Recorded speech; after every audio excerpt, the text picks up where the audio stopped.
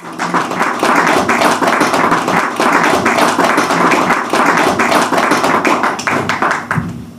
morning, everyone. I want to thank Susan Hartnett, Julia Cavallaro, and everyone at the Center, at the Cambridge Center for Adult Education for the privilege of being here today.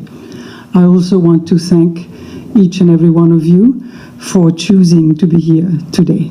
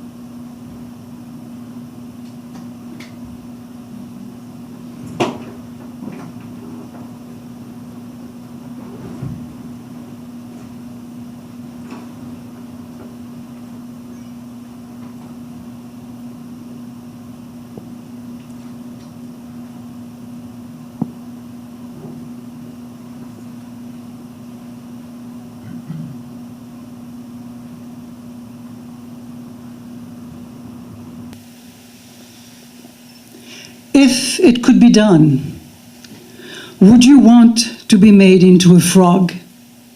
If it meant having a thin bone spine, gray-green humid skin that feels the sting of any slight insect you might otherwise gobble and swallow, sit the world apart in a wide four-legged sweaty squat, the beating of your heart showing in your throat, and yet be able to leap a distance many times your own measure? If it meant you can enter water more vast than your body can ever swim through and, nevertheless relaxed, arms and legs stretched open like a molecule afloat, round eyes absorbing the world through greenish inner screens that draw within and towards you the soft slithering silk of water's surface, the slosh and sway of high palm leaves, defiant birds gathered in the immense blue end, even then still be able to stare at the sun. And if it also meant you could dive deep in the far depth of the water, go down, down to where there is no bottom, none to feel or reach, down to an infinity of movement that requires no breath. If it could be done, and it meant you would know love, would you come to be born a man or even woman?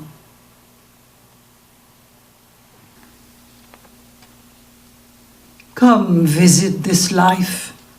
My lamp illuminates all that lies under. But go easy with your body of a beast. A heart pulses close under the skin, wanting to be touched. Allow yourself to be a night marauder over what is boxed and tightly sealed. Keep your lantern lit as you descend into graves. There are such dreams left untapped in one embalmed, entombed early.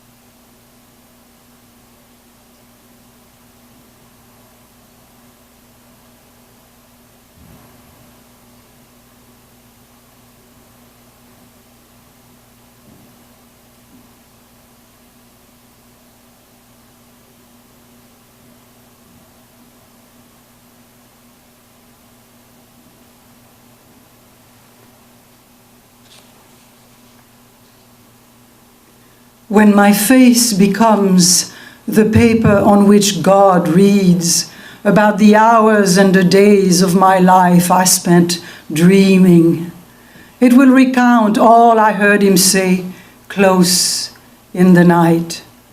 His body seemed an avalanche above whose tremor his mind steadied while he observed me, wanting me other than I aspired to be. Even if I appeared bold, vigorous like a wild fruit born on a forest path, I was only wishing for reliable sunlight. I still choose to carry his image, albeit as a bruise, changing hue, lingering until wholly invisible, as our fingerprints left by a thief who briefly held a thing dear, but in the end renounced it.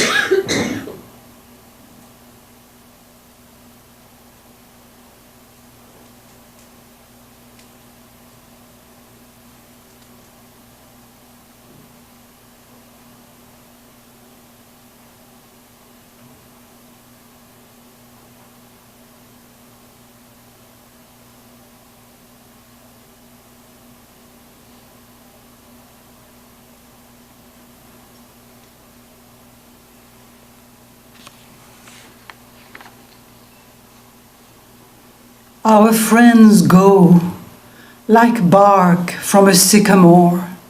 They fall off the big tree to be swept with the season. Too much of their absence takes mercy out of the heart. We collect the silence left by a face that tossed its teeth, a one-eyed inquisitor, a faded rose sunk in the soiled pillow. We sit on viscous earth at the edge of a familiar waterhole. We watch how bumblebees go heavily from one flower to the next, sipping dread. We become an estuary, grateful for new ships that whistle in.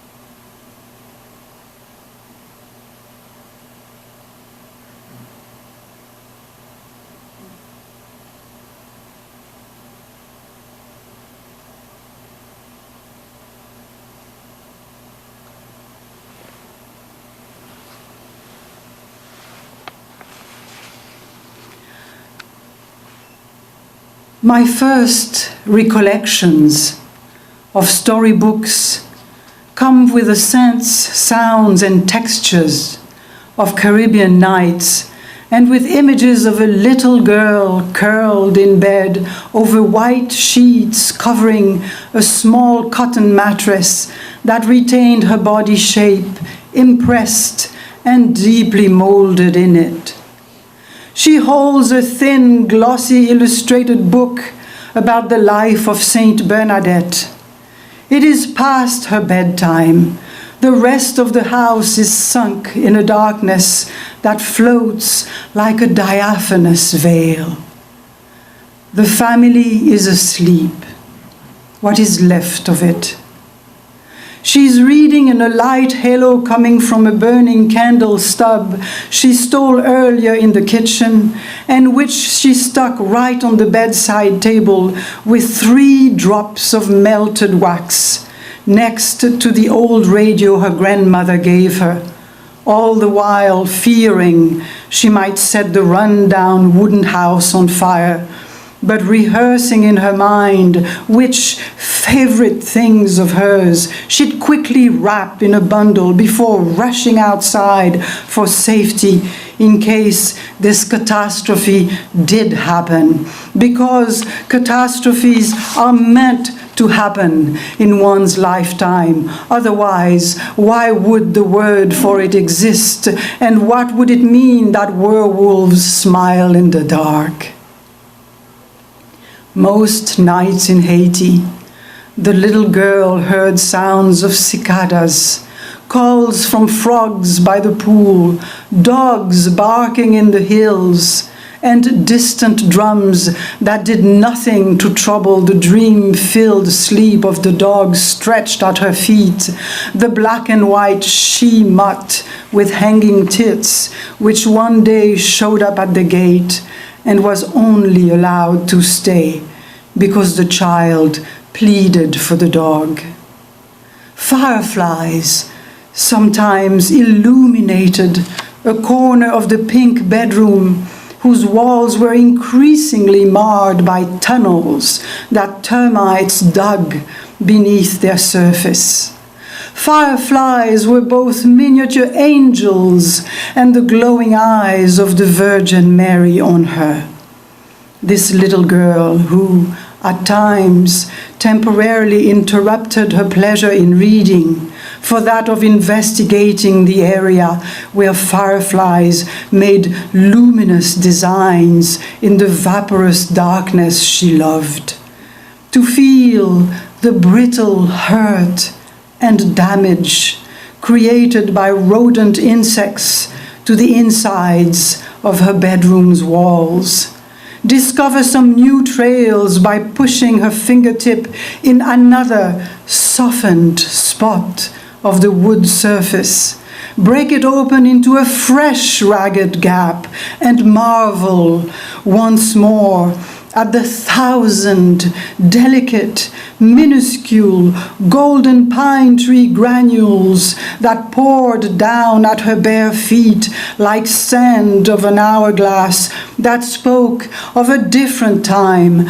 a different life, the time when saints themselves walked the earth, when spirits were visible, when the Virgin appeared to Bernadette and said, "I am the Immaculate Conception." And yes, the girl will forever be blessed. She will live in a time where there is still belief worth striving for, faith worth dying for, but mostly faith worth living for. Because God does exist. The Word is among us, does care and watches over us, applauds what use we make of language, is amused by our struggle to express the inexpressible in us, for which there are still no words. I'm not, no. Thank you, but I'm not done. I thought the light was going to come back on, but there's enough light for here. T.S. Eliot wrote, "Human beings can take very little reality. Since it is through our own flesh that we perceive, feel, and understand the world, we can say that T.S. Eliot was speaking for himself first. A man with a poetic sensibility, an artist in the larger meaning of the word. And he was right. For artists, being in the world requires a daily act of courage. So artists seek the gentleness in dream. Yet, being alive is a wonderful thing. It is wonderful to sit and do nothing and let the universe fill you. You don't have to move around constantly to feel bliss. My cats teach me that when they lie on the bed, belly up, eyes and legs wide open, rocking gently from side to side, they cannot believe their luck. I am such a contemplative cat. I can sit for hours, do nothing, or so it seems to others. Time is money? Not for everyone. Poets can tell you all about that. As a child, my mother would say to me, "Sit and wait." 3 hours later, I was on the same chair where I had sat and stared in the void. Emptiness is a very big space. It is the infinite. There is great freedom in it. There, a single object of beauty will take your whole being, fill you, while your eyes travel along its lines, enter its space, caress its textures, wonder and delight trigger your mind and thoughts, and the exquisite nature of the world and of our place in it become palpable. Maybe that is why God wants us to refine ourselves, as all religions advise us. As we grow, improve, and transform, we too become objects of beauty, whom God can contemplate with pleasure. Perhaps we are the stuff of God's bliss. If God is the original creative mind, and if artists need beauty, it may be because God needs it first. In a modern world increasingly impoverished visually, where emphasis is on practicality rather than aesthetics, people are increasingly themselves impoverished, as well as torn, uprooted, disconnected, and have no time to craft themselves into objects of beauty. In that world, people can indeed take very little reality. People suffer from lack of beauty. William Carlos Williams wrote that it is difficult to get the news from poems, yet men die miserably every day for lack of what is found there. Beauty is in a gesture, a concept, a sound, a color, a texture, a line, a contour, a volume, and in the orchestration of all or some of these together. Beauty feeds and transports us. The artist has a vocation for beauty. Beauty created as an offering to alleviate suffering, one's own and that of others. Beauty is a vocation. Vocation is a mission. Mission is sacrifice. While I roam in the infinite emptiness, beauty is allowed to reach me, touch me, envelop me whole. When it envelops me, I am immersed in it. I absorb it while I am absorbed by it. Beauty is everywhere, singly or in numbers, in the animate or the inanimate. A particular leaf, a tiny driftwood, a caterpillar, a carving, everything is a possible magic carpet. If I am caught in a city of concrete and metal, or in a government's office waiting room, reality feels harsher still. I then close my eyes. Words come to my rescue. With words come images. With images come feelings. With feelings come thoughts. With thoughts come ideas. With ideas come surprises. With surprises come delight. And ideas live on a ladder. Each step takes you to another, showing you how there is more excitement in going up rather than going down. And so, I find that words and ideas must elevate.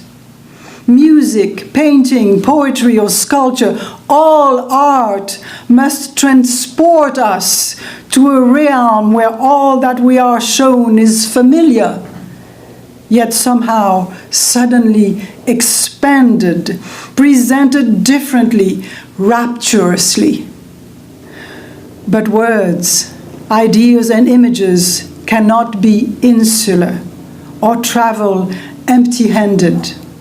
Words, ideas, images, color, and sound exist most vibrantly in relationship with each other. The world of words and the world of images are not two separate, distinct worlds.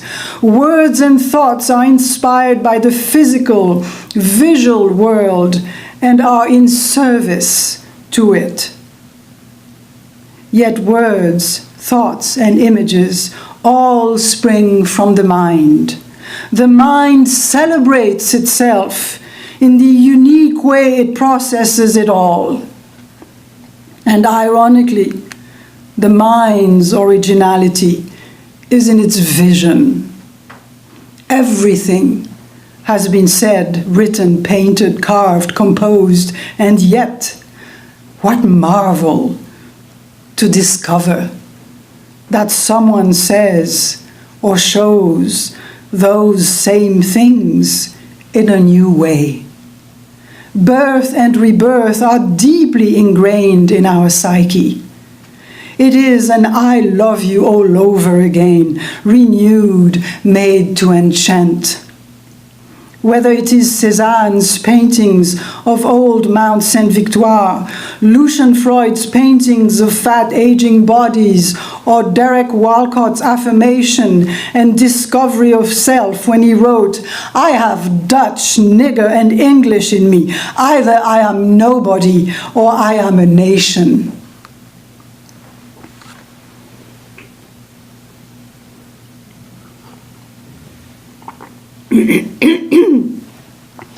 I wrote my first poems as a child.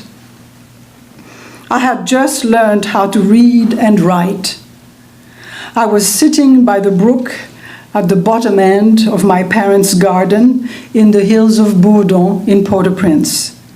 I was captivated by the sunlight shimmering over the coursing water. I was touched by the tenderness in the contours and subtle grays of pebbles under the water. I loved how tadpoles both enjoyed and struggled with the water's current, swirling their delicate black tails gracefully. I had come to the water's edge armed with a frying pan. I was going to use it to catch those tadpoles. I had a tadpole farm going on in the swimming pool. It was, however, a losing battle against swimming pool detergents. But I was passionate about tadpoles, and I persisted unreasonably. My tadpole farm failed, But what I may have unwittingly started then was to develop my own self as a new, resistant breed.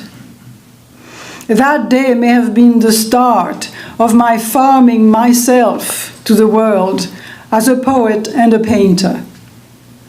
The poem Frog, which I read at the beginning of this presentation, and which came out whole, as is, one morning, some 40 years later, is a complex illustration of the ongoing, endlessly developing and transforming life of the unconscious. With words and paints, I speak of my delight. A pen to write, a brush to paint, these were tools shown and given to me from the start. The pen came from school, the brush came from my mother, who is a painter. I did not ponder whether I would be able to use them or not, whether I had talent or not, whether I wanted to become a painter or a writer. I was given tools and I used them, just as I saw people around me do. In childhood, the difference between tools and toys is slim. I used pen and brush as I did a bicycle, a pair of scissors, a soccer ball, a frying pan. Children focus and use those tools they enjoy most. But why it is they enjoy one most above others is a mystery and God's grace. Childhood was my best time, regardless. Childhood is where our vision is unique. It is the source of uncommon inspiration for an artist, be it painter, writer, composer, and whatnot. While most people only attempt to recreate their childhood now and then, artists can use it to create something seemingly entirely new.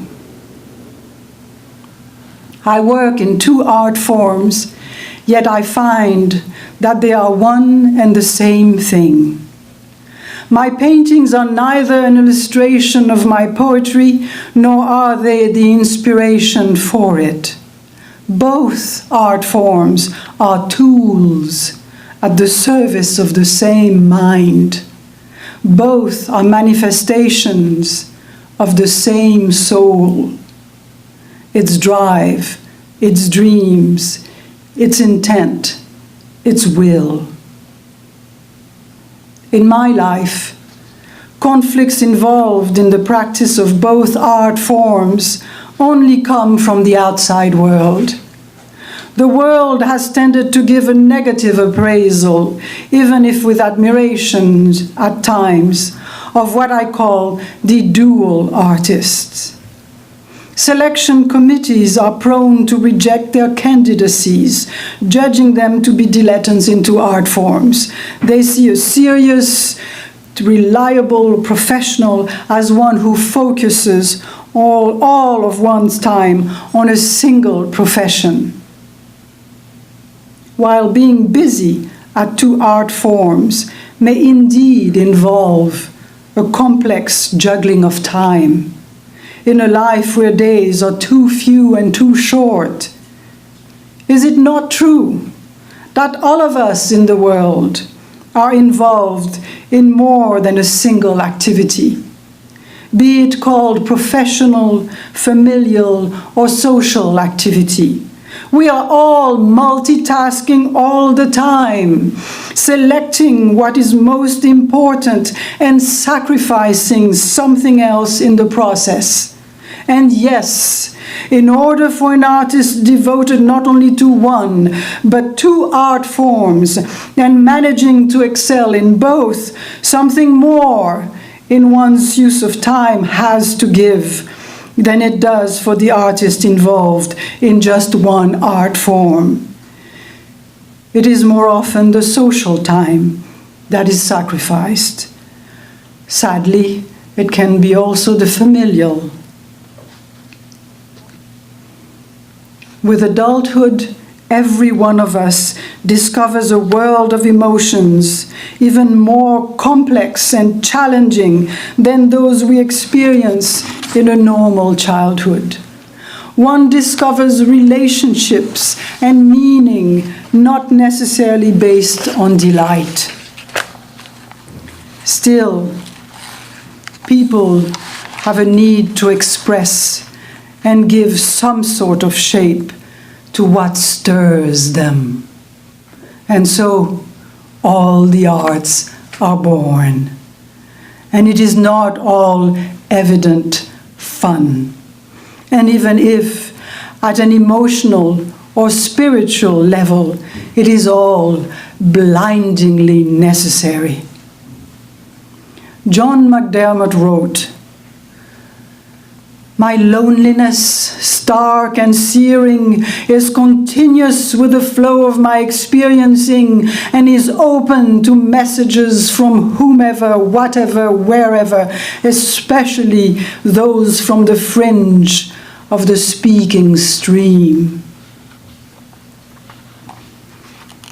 My own two art forms are not born of one another. They may often reflect or stir one another.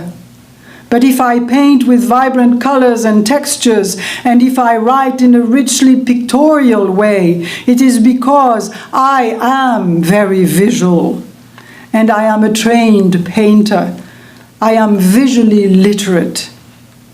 A good painting teacher cannot really teach you how to draw or paint. She can only teach you how to see better and more, see how lines and colors relate and affect each other. My body is a tool that uses tools. My eyes are an educated tool which my soul uses to manifest itself. The inspiration shown in my writing and in my paintings comes from my soul. And here enters prayer. In a long poem about the aftermath of the 2010 earthquake in Haiti, I wrote, "It is a free-for-all in this stricken land, and me, childless mother of dreams, I pray. Prayer is here. It has come for us." And all of my art is prayer. Prayer glorifies and implores. In my paintings, as in my writing, I have praised, implored, and given thanks for what I was given to know. So I have painted and written about the land and people of Haiti, its fauna, its flora, my family, my friends, and passing strangers as well. But for me, art is neither profound nor transformative without concern for the divine, present or implied. Chris Herlinger wrote that in an era when expressions of faith in serious literature were not the norm, Graham Greene's embrace of religious themes was no doubt seen as a throwback, though Greene himself felt that characters in the novels of modernists like Virginia Woolf, E.M. Forster, and Jean-Paul Sartre did not come alive on the page often enough because they lacked a religious dimension.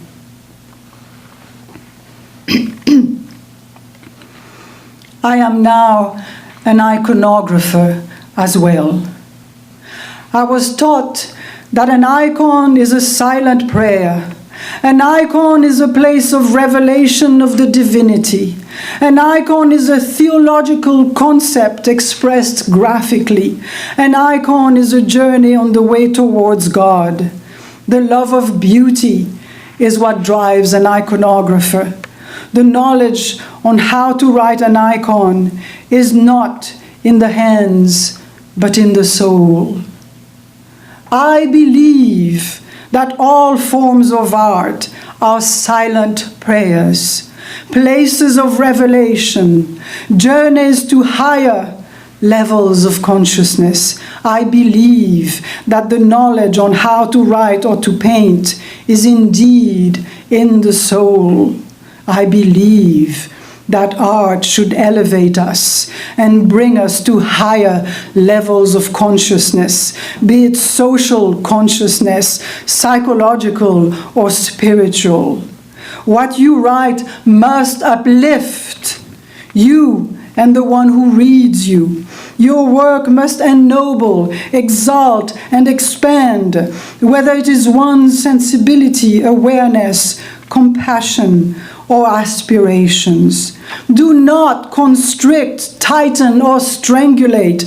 Art must be kind and generous. It must inspire, restore, revive. Art must remain with open arms for all eternity, like a God on a cross.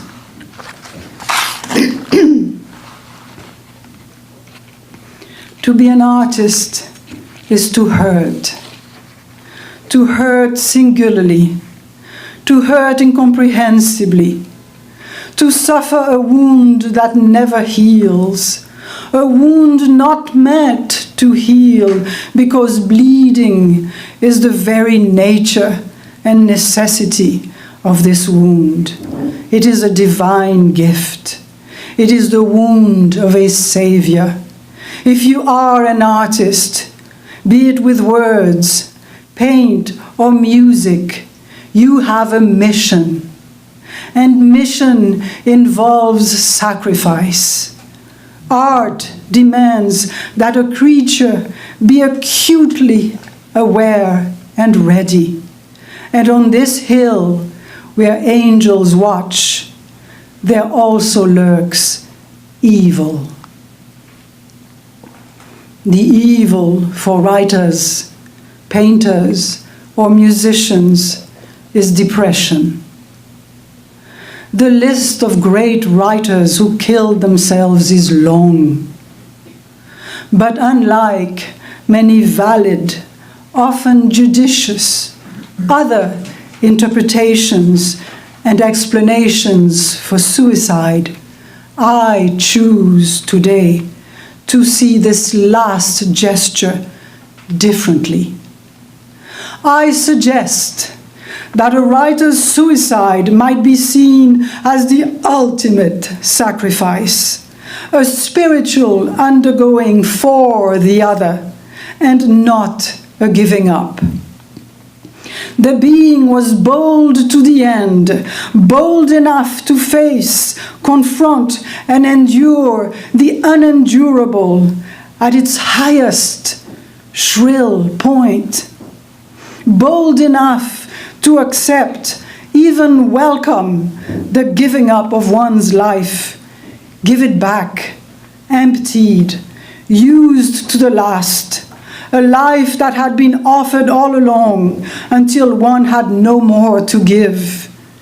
That too is part of the human experience. We must therefore bow down to David Foster Wallace, who committed suicide at 46 and wrote that fiction is about what it is to be a fucking human being. As we bow down to Goethe, who did not commit suicide, but at 75 wrote, I will say nothing against the course of my existence, but at bottom it has been nothing but pain and burden. And I can affirm that during the whole of my 75 years, I have not had 4 weeks of genuine well-being.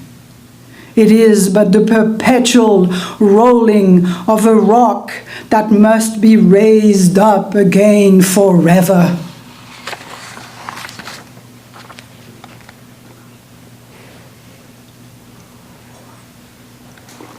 None of us here may be deterred from living our lives. A Haitian proverb says, "I'm ugly, but I am here." Yes, and so we must seize the day. Artists, show us how. I will therefore leave you with useful advice to writers from Ted Hughes and Jack Kerouac. Ted Hughes wrote, "You will write, interestingly, only about the things that genuinely interest you." This is an infallible rule. In writing, you have to be able to distinguish between those things about which you're merely curious, things you heard about last week or read about yesterday, and things which are a deep part of your life. So you say, what part of my life would I die to be separated from? And Jack Kerouac advised, remember above all things that to write is not difficult, not painful, that it comes out of you with ease. I believe that form has been stressed too much. Take it easy, because if you start taking yourself seriously, it is the end of you. Dreams and daydreams happen in the present tense. Show the scene and go. Chapters should be blowing sessions, like the jazz musician his chorus. Before it's begun, it's done forever. But writers go on changing words and halting and erasing and rearranging chapters and fouling up their crystal.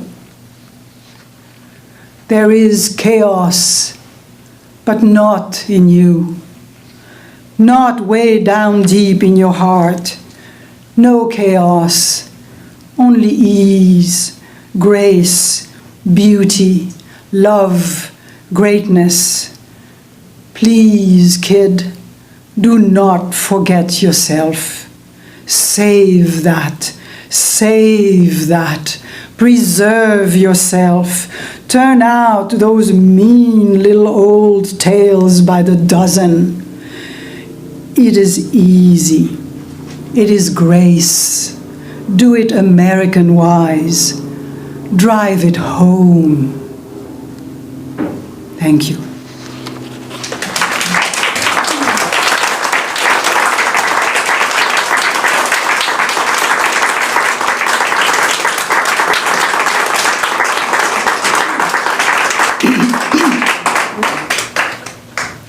I will be glad to take questions, if any.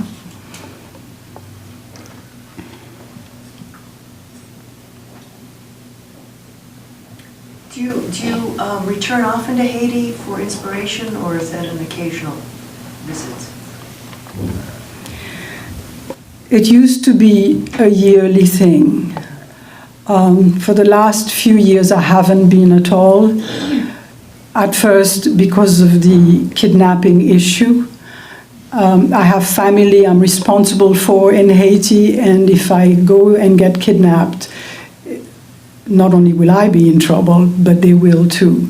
So I have refrained. My own mother asked me not to come. But since the earthquake, I also have not come. I had quite a long bout of depression after that, and I am mustering up the courage to go and see the devastation of all I knew. My whole childhood landscape and neighborhood has collapsed. Friends have died. And I keep on hoping that something of use will be offered for me to do if I go, so I can combine going, revisiting, but not as a vacant observer, but as someone who's bringing something. Thank you. Yes? Thank you very much. Could you just speak more about word and image and the combination? You say you don't really combine them. How does it all happen for you? How does what? How does it happen for you that you choose one over the other on a particular day, or your sort of pattern about when you paint versus when you write?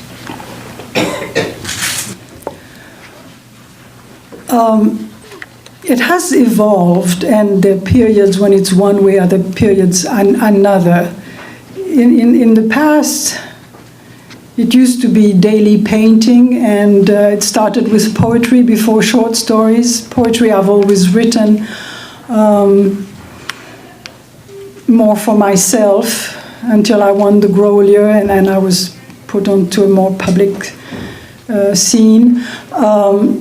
And very often poetry used to be at night when I couldn't sleep, and I somehow could only fall asleep until I had written what was wanting apparently to be written down. I think most artists, most poets, writers have spoken of the sense of that something other than themselves is intervening and entering them to help them write. There's in all art forms, artists have expressed a sense of wonder of seeing the art or what they've written afterwards, and feeling that they could not have themselves alone written it. Psychiatrists will tell you it's the subconscious. Atheists will tell you it's something else. And then, as I became put on a visible scene with poetry and started giving readings, I kept on wanting to have more of a private space. And out of a poem that seemed not long enough, but since I don't like long poems, not very long ones, I wrote, a friend of mine said, "There's need to be more." So I wrote my first short story at the time. This was the story in the book called Down by the River. But it was as a means of looking also for a private space, where something I could do and not, because, with paintings, obviously, you're on display. And with poetry readings, I became again on display. And then with short stories, and there's some success. But then being on display has become less of an issue. And I find that there are periods where I don't paint at all, especially during the Depression after the earthquake. I haven't painted. I'm only now getting back to it. During that time, I wrote more. There was also a time in my life when I've had to travel to Haiti more often, again, to take care of family. And it became easier to be more of a writer in those times, because in order to paint, I need a space. I need several days to be involved in a painting, and I need a whole setup, big easel, etc. You can imagine. So I became more of a writer in those days, and perhaps the book, The Company of Heaven, is born from that. I also developed other skills rather than relying on insomnia to decide what I should write. I let other things enter. And so there are times when I had no choice but only could write because I didn't have the setup. Other times, I've been able to paint, but usually it's daytime. I'm not a nighttime furiously painting and like a mad. I need to feel inner calm, first of all, and if I'm not feeling well psychologically, I can't paint. I can possibly write but not paint. For painting, I need clarity, I need order. I organize the painting in my mind as much as possible mentally before I start.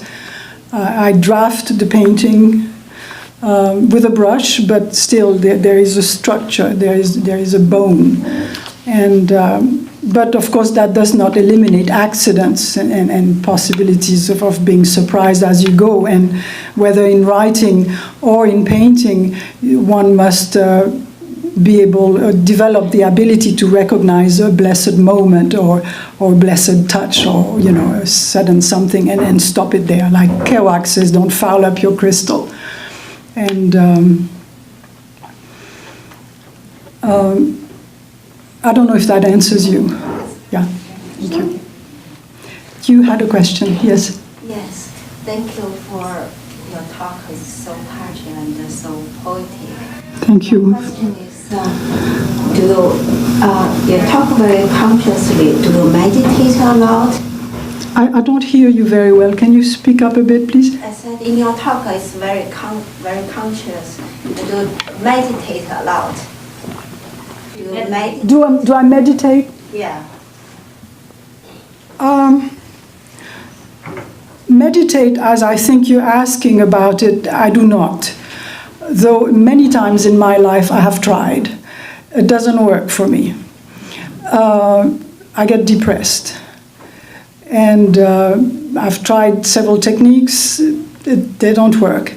But what I have found is that actually writing or painting is a form of meditation. I've read studies that many years ago, so the details are not all that clear, but what I remember is the end result.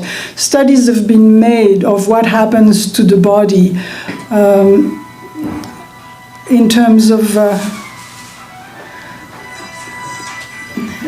vibrations or something. Something is the same on the nervous system. As between when one meditates and one paints, there is something is the same. So there are times when I paint and when I'm finished, I feel or I think that I glow with a kind of special peace that people who meditate exhibit or speak about feeling after meditation. So it is not good for me to just focus on emptiness because I can't find them. I need something. And if I'm sitting there just trying to empty, all I do is think of myself, and I seem to be sinking too deep. I mean, in an uncomfortable space where there is too much sadness. And I've dealt with that sadness, wherever I could. So there's a point where you just have to let go of that. And whereas when I'm painting, I'm focusing on something that I choose to focus and rather not then let some sort of unclarified emptiness come. Plus colors make you happy. The studies have been made also about how colors influence us. Purple, all shades of purple are healing. Hospitals should be purple. Anyway, I hope that answers you. Yes? I wonder if you live in New England now, and if you do, how the climate affects your work as contrasted. I do live in New England. I live in Cambridge. I'm now an American. I've been for many years. I've been here in many years. My body and my mind have taken time to adjust. Once a foreigner, one is always a little bit of a foreigner. But I don't have a problem with the climate. I enjoy the seasons. I welcome them. And actually, I find that as I get older, heat is getting to be more difficult to bear. Don't know if it has to do with being in a city where perhaps for heat one needs to be in nature, open air, and get a sense of motion. But in cities it feels that it's stagnant and you're caught in it. And especially I live on a top floor apartment, and while it's great for the view and the light, in summer it's the hottest spot. Yes? Were you bilingual growing up, and what language did you write your very first work in? I was bilingual growing up, but with French and Creole, Haitian Creole. I first wrote in French. I wrote in French all the while growing up. I went through French schools. In adolescence, I was sent to Paris. I was put in boarding school, and so I was there. And that's in school I learned English. I came to this country at 19, and for a couple of years people thought I was extremely shy, which I was in some ways, but because I wouldn't speak. So I watched a lot of television. I had a very good grammatical base from school. French schooling is very harsh on grading and its demands, and you really have to make the grades to pass to the other grades, so to the other level. And so I think that served me immensely. And then watching television, hearing how learning to parse sounds, knowing where a word starts, where it ends. I was very good at reading English and perhaps not so much writing it, but I could read it. But hearing it and speaking it was harder. So for a couple of years I didn't speak much. I only opened my mouth when I felt I could be understood. It could be that the French are very critical about, or it used to be, I don't know if it's the same, but it's very critical of people botching up French and not speaking well, and they giggle in the corner. So as a French person, I was perhaps self-conscious about not being able to speak a language properly. But it's good, it just made me more internal. So do you now write just in English? Oh, yeah, I mean, I'm far from being 19, and so I've had a lot of practice.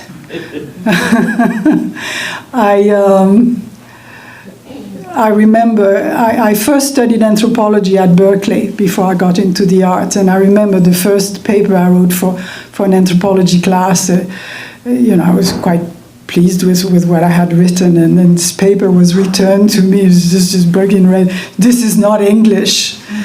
I mean, grammatically it was, but it was just not. So it took me a few years to learn the difference between spoken English or writing a sentence that's possibly grammatical but not really used. I mean, and it was a whole balancing act. And for many years I stopped writing poetry or anything at all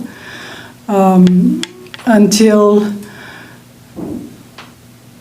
one day I wrote something. I forget what it was about, and a friend noticed it. Oh, she says, that's poetry. And I said, oh, that's poetry? Well, I can do that.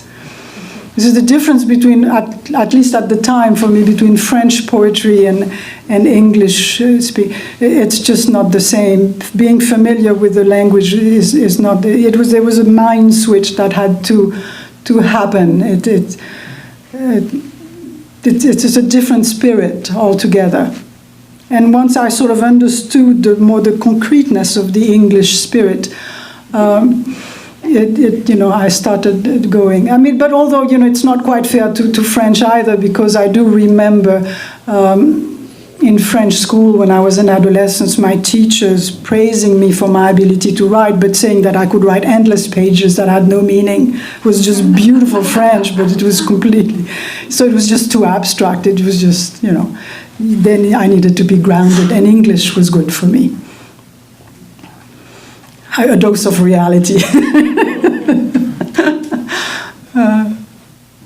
But if you put me for any amount of time in a French-speaking language, country or environment, I will start, writing in French again. And there was a period in the past where I had to go back to Haiti for a couple of years, and whatever I wrote then was in French. And when I came back, For a while I kept on writing in French, and then English came, and then I used it for a while, although I eventually gave up because it was taking too much time.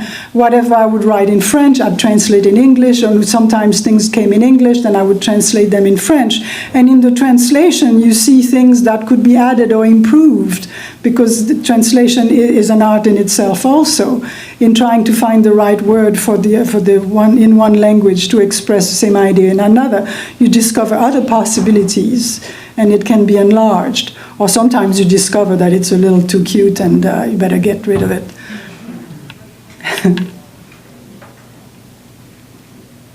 Yes? I have another one. You talk about the wound and the bleeding and that. World what? You talk about the wound, the hurt, the bleeding Oh. for artists. Yeah. Do you mean their own suffering, or they are so sensitive they sense the world suffering? I was asked about what I said about the hurt and the bleeding of artists, and if it's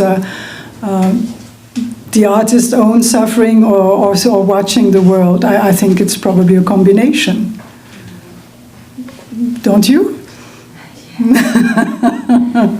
I'm not the only one hurting for myself or for the world. It's impossible to avoid. But a lot has been said, written, about the peculiar sensibility of artists. They seem to suffer more. I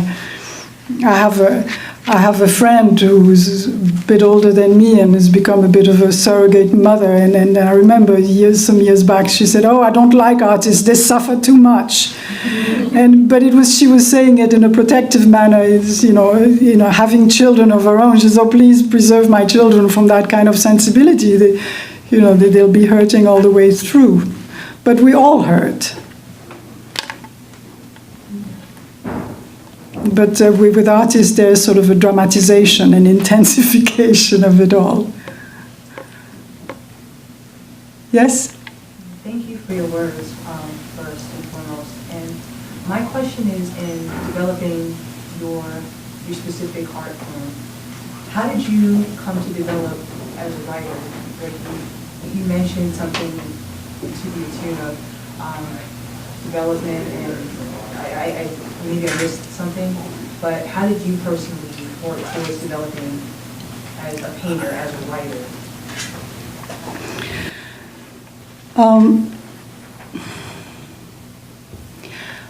I think I was 6 or 7 when I first wrote my first poem. As I mentioned in the talk, about tadpoles and things. I mean, I don't know where that poem is. But I remember the moment, I remember the emotion, and I remember doing it. My mother, being a painter, she put me very early with a bunch of cousins, or my brother, my cousins, and she put us all in front of apples and oranges and bottles, trying to make Cézanne out of all of us. But I don't know if it's because I had more talent or I had a greater desire to please her. I showed more ability or made more efforts.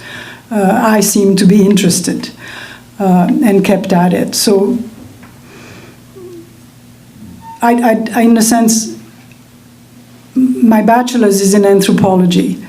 My MFA is in painting. So, in a sense, I'm not completely aware of how I learned how to paint, because I didn't go to art school. When you go for an MFA in painting, you're just given a studio, you work, and then once in a while a painter will come and give you what they call crits.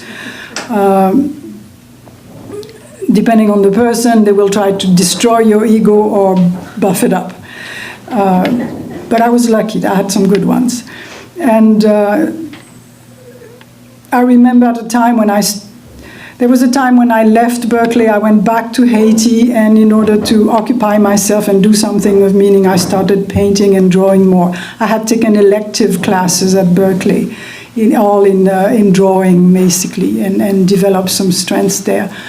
And I remember also learning from books of paintings before I went to school. I hadn't gone to an MFA yet. I got into an MFA program at Penn, University of Pennsylvania in Philadelphia, because I learned at the time that you could get in the MFA program if you had a good portfolio. So I brought the portfolio of all the things I had done. And I had learned a lot from books, as I said, and Time Life used to have a wonderful series on painters. Each book was about one particular painter, and they were very good and helpful for me in the sense that they had descriptions of the artist's methods. And I learned a lot from that. And so, but you know, you never stop learning. You go on, I mean, hopefully. And in writing, I started, well, for years, there was sort of, you know, I wrote for my own pleasure. First in French, eventually in English. It was poetry, and then I became more visible, and you know, I had to really stop bluffing my way, and actually, when I became a Bunting Fellow at Harvard in painting, I took my first workshop in poetry with Kinnereth Gensler. I could take any class at Harvard for free, so I took that. That's when I became aware more of the craft and issues, but that's also when I applied for the Grolier and won that first year. So I didn't have too much of that. But really, improving has been a process of being rejected a lot. You know, somebody gave me an advice years ago. He says, you only talk about your success, you don't talk about your failures. For every one success, there's 100 rejections. You have to get a tough hide as an artist, whatever your art form is. Get ready. But if you don't let the rejections or the crits, you know, from a painter destroy you, and you use it, you know, to improve, you work at the thing. So I have improved a lot, and this book that I have in Behind Your Back has gone through many rejections, not as book, but perhaps the stories. And then there was a time when I got an agent who passed it around, and nobody wanted it. Everybody wanted a novel. They were great and whatever. But I also used that to improve. It could be also that I had no specific ambition in writing. Since I had thought of myself as a painter, I was making a good living. I was lucky as a painter and selling well. You know, I didn't need to write, so it wasn't a life or death issue.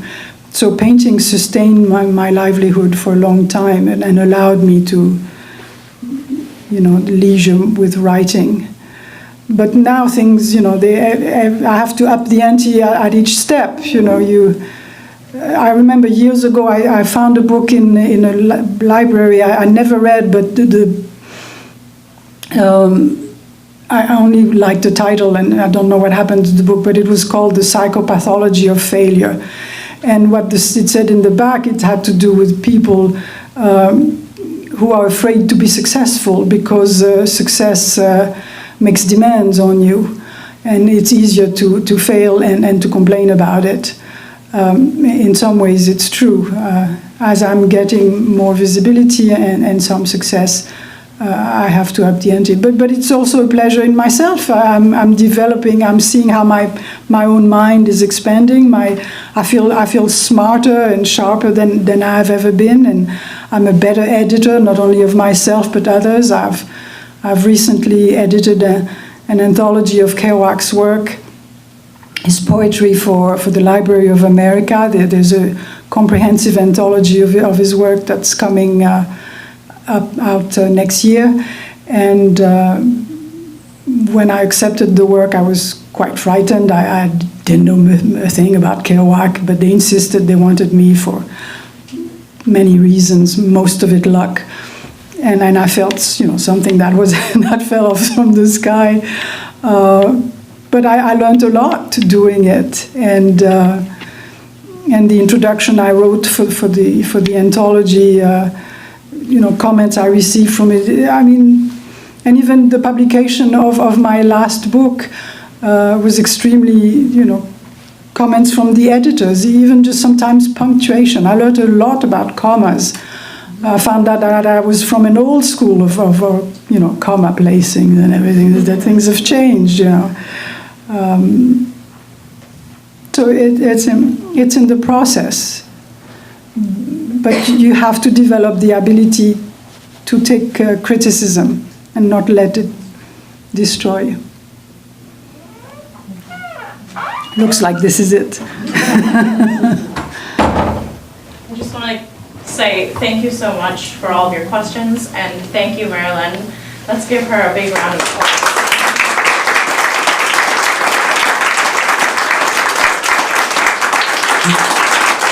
Thank you very much. I couldn't have done this without all of you being here, so thank you.